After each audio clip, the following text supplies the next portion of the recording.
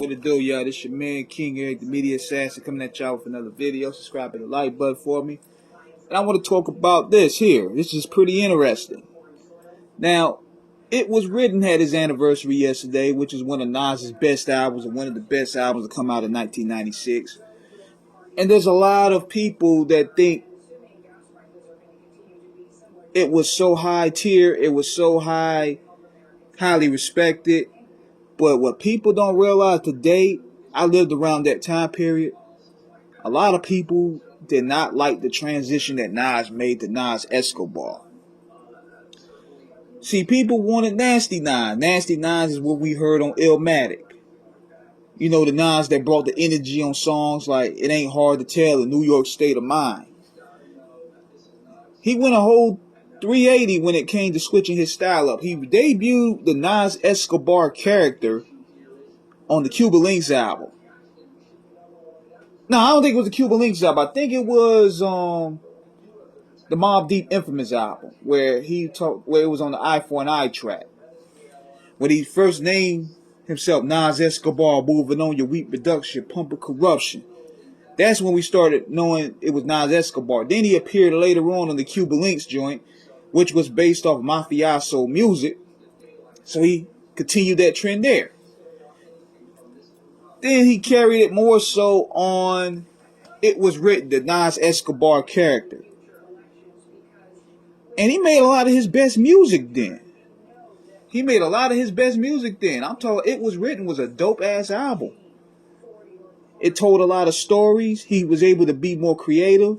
Because, see, Nasty Nas to me was him just rapping his ass off and, painting pictures of graphic hood life. It was, Nas Escobar was able to be more creative in tackling different topics. That's why you get songs like I Gave You Power or Body in the Trunk or Phone Tap. He was able to be more creative when it came to that character, building that character on wax. Shootouts. All them songs was Nas really testing the water of his creativity.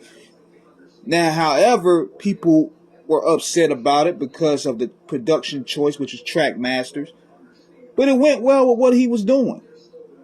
The Trackmaster sound went well with what he was doing at that time with It Was Written. Then he carried it on into the I Am album. And you see a mixture of both his personas. You get Nas Escobar with Hate Me Now, Small World.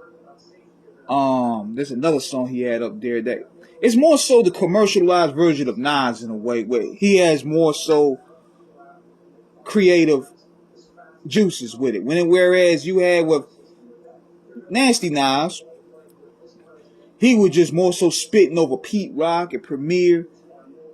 You hear that on New York State of Mind Part 2 on I Am. You hear that on Nas Is Like. That's Nasty Nas right there. Money Is My Bitch. That's Nas Escobar. So it's a parallel of both personas and how he did it. But it came a time where eventually the mafioso thing was wearing off, and he had to go back to his roots because that's where Jay-Z was coming at his neck.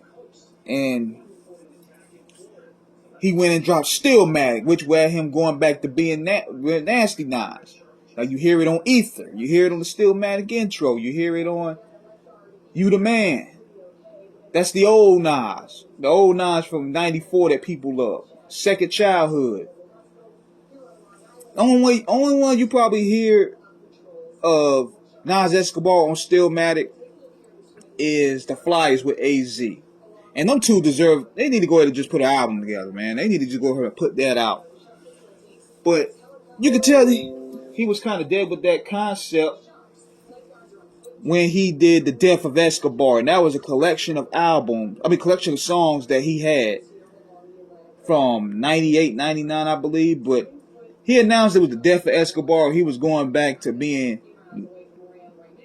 Nasty Nas, I guess. But It Was Written was one of the dopest albums of 96. And a lot of people were like, thrown off by the artistic direction, and people blame Steve Stout for it. But as much as I can't stand him, it was a smart move because that album got Nas out of the projects, and that album made Nas a player in the game. So that was a little difference here. And I wanted to just, explain to y'all about between Nasty Nas and Nas Escobar, and that artistic risk that Nas took at that time period wasn't really high regarded in hip hop. People wanted him to go back to the dungeons of rap. So let me know what you guys think in the comments. King Eric signing out. Holla.